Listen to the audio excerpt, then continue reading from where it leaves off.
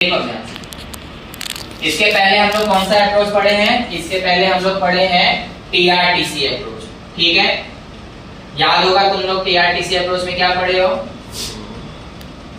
कि जब टीआर क्या होता है ग्रेटर देन टीसी होता है तो कौन सा कंडीशन होता है? सुपर नॉर्मल प्रॉफिट का कंडीशन होता है। ठीक है, लेकिन उसमें हमने ये भी पढ़ा है कि जब टीआर और टीसी के बीच में जो गैप होता है वो मैक्सिमम होता है। ठीक है, तो वो कौन सा पॉइंट होता है? प्रोड्यूसर इक्विलिब्रियम पॉइंट होता है। किसमें पढ़े थे? टीआरटीसी अप्रोच में।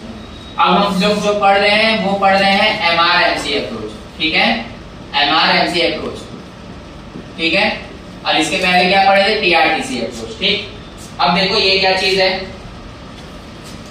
अब अगर हम ध्यान देंगे तो एमआर और एमसी जब इक्वल होता है तो प्रोड्यूसर इक्विलिब्रियम होता है।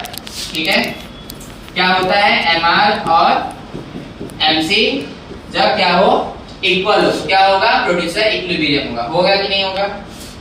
लेकिन सिर्फ एमआर और एमसी के इक्वल होने से प्रोड्यूसर इक्विलिब्रियम नहीं होना चाहिए, क्योंकि देखोगे अगर ग्राफ में तो एमआर और एमसी दो जगह इक्वल हो रहा है।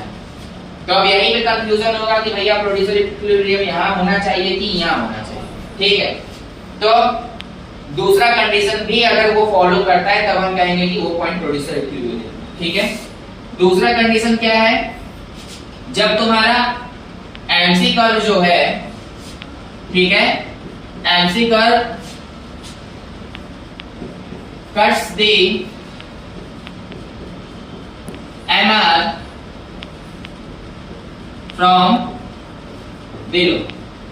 ठीक है, एमसी कर्व जो है एमआर को नीचे से कट करते हुए जाएगा जहां पे और वह इक्वल हो रहा है वहीं पे तुम्हारा क्या होगा? प्रोड्यूसर इक्विलिब्रियम होगा। ठीक है, लेकिन यहां अगर देखोगे एमआर और एमसी इक्वल है, लेकिन एमसी कर्व कहां से आ रहा है? ऊपर से आ रहा है, ऊपर से आते हुए कट कर रहा है, इसीलिए ये पॉइंट तुम्हारा प्रोड्यूसर इक्विलिब्रियम का नहीं है। लेकिन यहाँ पे क्या हो रहा है? नीचे से कट करते हुए जा रहा है, दैट्स व्हाई ये पॉइंट तुम्हारा किसका है? प्रोड्यूसर इक्विलिब्रियम का है। समझ में आया? यानी एमआरएमसी अप्रोच में अगर प्रोड्यूसर इक्विलिब्रियम बोला जाए तो दो केस हैं। एक तो पहला एमआर और एमसी इक्वल होना चाहिए, लेकिन दूसरा केस कि एमसी जब एमआर को नीचे से कट करते हुए होना चाहिए। क्लियर? ठीक है।